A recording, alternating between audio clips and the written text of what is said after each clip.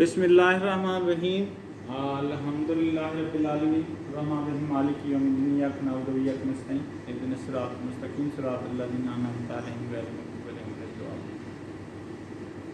जैसा कि स्टूडेंट्स आपको पता है, हमने माइक्रोसॉफ्ट एक्सेल का इंटरफेस के बारे में डिस्कस किया था। आज मैं आपको माइक्रोसॉफ्ट एक्सेल के अंदर शीट बनाना सिखाऊंगा। सिंपल शीट से लेकर हमने कम्प्लेक्स शीट के ऊपर जाना है। जिस तरह के आपके ऑफिस के अंदर, आपके स्कूल के अंदर, आपके कॉलेजेस यूनिवर्सिटीज़ के अंदर या किसी भी आम लाइफ में शीट्स बनाई जाती हैं।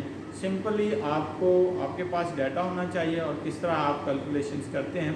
सबसे पहले मैं आपको जो है एक जनरल स्टोर के बारे में बताऊंगा और जनरल स्टोर के अंदर क्या क्या चीज़ें होती हैं और उसकी कैलकुलेशन कैसे करते हैं, और उसके साथ ही हमने ये देखना है कि इससे रिलेटेड किस तरह की शीट्स और आइडियाज़ हम आपको प्रोवाइड कर सकते हैं। चलें जी, हम देखते हैं इस तरह कि कौन कौन से आइटम हैं जो हमने माइक्रोसॉफ्ट के अंदर लेने हैं शीट्स के अंदर। और उसमें पहली शीट जो है वो हम बना रहे हैं। सबसे पहले आप जो है वो title is a very very important. ये देखें, आपने टाइटल क्या लेना है, आपने रो हेडिंग्स दे लेनी है। फॉर एग्जांपल पहला आपका जो हेडिंग है रो की, वो कॉलम हेडिंग सीरियल नंबर। दूसरा है प्रोडक्ट नेम या आइटम नंबर।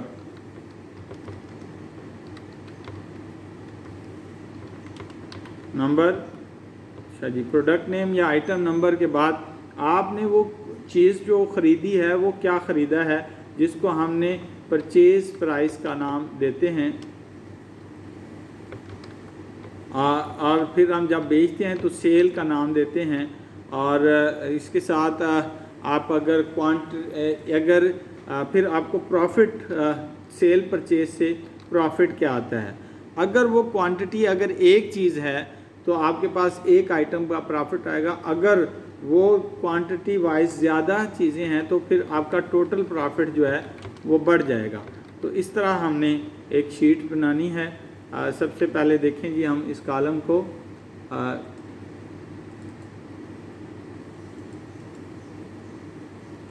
ये आपने डाटा ये डबल क्लिक करेंगे हर कॉलम के लेफ़्ट साइड के ऊपर, तो ये अकॉर्डिंग टू रो फिट हो जाएगा। तो सबसे पहले देखें जी, हमने आइटम नंबर सीरियल नंबर 1 लिया और इसको हम सीरियल नंबर 1 ये जो हमने ऊपर इसके जहाँ तक लिया है तो इसको हम मर्ज एंड सेंटर के नाम से, ऊपर आपके पास एक बटन होगा join the selected cell into one cell. तो हमने इस वन सेल कर लेना है और इसमें लिखना है आपका जो है general store.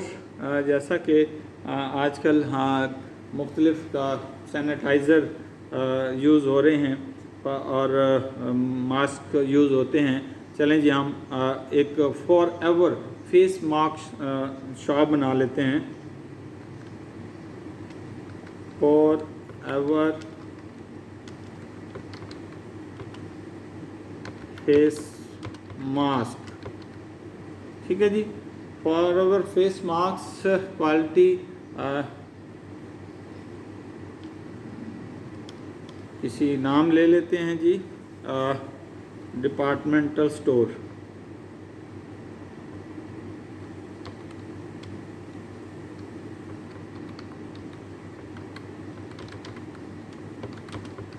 Store item number 1, item number 1 ही आपने फेस मास्क दे दिया है।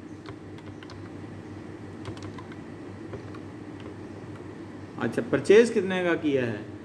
मुख्तलिफ पैकेट आ रहे हैं, पैकेट के 50 पीसीज हैं। अगर आपका फेस मास्क जो है 50 के पैकेट जो है वो आपने ख़रीदा है तकरीबन 100 रुपये का, तो आपने बेचा कितने का है? तो बेचा आपने 150 का है या 140 का है। तो आपको प्रॉफिट कैसे आएगा? तो आपने ऐसे नहीं करना। अब देखिए कि यहाँ आपने फार्मूला यूज़ करना है। फार्मूला कैसे यूज़ करना है? आपने सेल एड्रेस देना है जहाँ से सेल प्राइस आपकी क्या है, जैसे ही आप सेल पे क्लिक करेंगे तो D6 उसका D से मुराद उसका कॉलम है और 6 से मुराद उसकी जो है वो आपकी रो है। जैसा कि आपको रो अभी नज़र आएगी, ये 6 जो है ये रो है, 6 यहाँ से 6 रो आपको नज़र आ रही है। तो ये D6 अब माइनस कर देंगे आपके पास C6 को, तो आप इंटर करेंगे तो आपके पास 40 प्रॉफिट आ गया, ठीक है। और इसी तरह आप क्वांटिटी, अगर ये जो पैकेट्स हैं, ये अगर आपके पैकेट्स जो हैं फॉर एग्ज़ाम्पल तादाद में 10 हैं या 5 हैं या 8 हैं, तो ये टोटल प्रॉफिट कितना आएगा। तो इसी तरह आप क्या करेंगे, इज़ इक्वल टू लगा देंगे। याद रखना है जब भी आप एक्सेल के अंदर फार्मूला लिखने लगें तो हमेशा इज़ इक्वल टू शुरू में लगाएं और फिर F8 F जो है 6, ये देखें F6 और दरमियान में आम रियल लाइफ में आप जैसे करते हैं प्रॉफिट को मल्टीप्लाई कर दें, तो इंटर करेंगे तो ये 320 रुपये टोटल प्रॉफिट आ जाएगा। अच्छा जी, अब मास्क की क्वालिटी भी है, मास्क का ब्रांड भी है, तो और भी कोई चीज़ है, जैसे आप जो है ग्लासेस यूज़ करते हैं, और इसी तरह आप जो है कोई और आइटम है, जैसे आप लक्स आप एक साबुन ले रहे हैं, तो आप क्या करते हैं, आपने परचेज़ किया है 50 का और आपने क्या करना है 40 का आपने 60-70 का बेच दिया है, और प्रॉफिट कैसे आया इसी तरह अब क्या है जी, एक बार आपने फार्मूला लगाना है तो ये फिल हेडर की मदद से नीचे ले आएँ, एक तो ये तरीका है। और अगर आप नीचे नहीं आ सकते तो या तो आपको ज़ुबानी याद हो या फिर आप कॉपी पेस्ट करके भी आप इसको फार्मूला पेस्ट कर सकते हैं। अच्छा, इसी तरह जिस तरह मैंने आपको थोड़ा सा दिखाया है कि आप जैसे कोई देते हैं 1 2, तो आपने आप ये सीरियल लिखी जाए, ये 3 4 5 6 7 ऑटोमेटिकली वो आ जाएगा।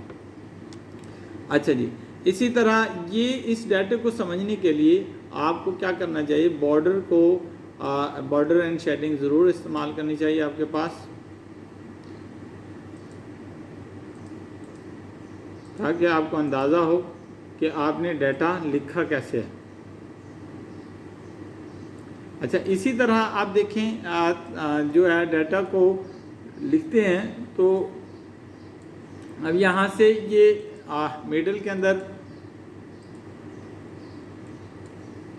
सेलेक्ट किया, यहाँ से अमाउंट, और ये यहाँ से मिडल,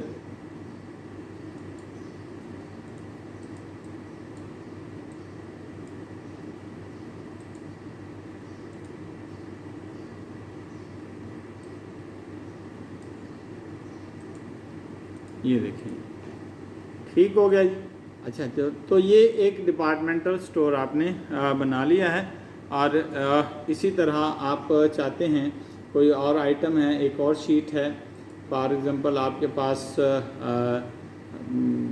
आप अपने हर जैसे कोई कंप्यूटर की शॉप है या कोई आपके पास जो है इस तरह की किसी भी तरह का बिज़नेस है, आपके पास अकाउंटिंग है, तो आपको ये डाटा एंट्री करने में आसानी रहेगी। ये सिंपल सी एक शीट है जो आपके लिए बड़ा इजी रहेगी।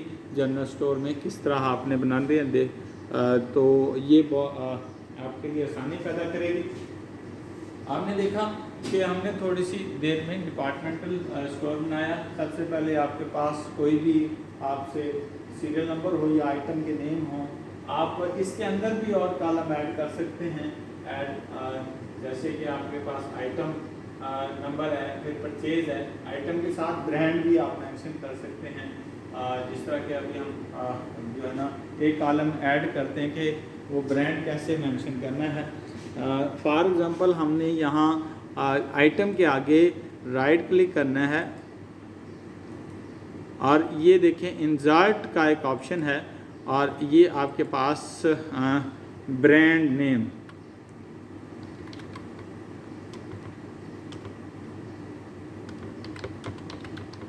ब्रांड नेम क्या है जी?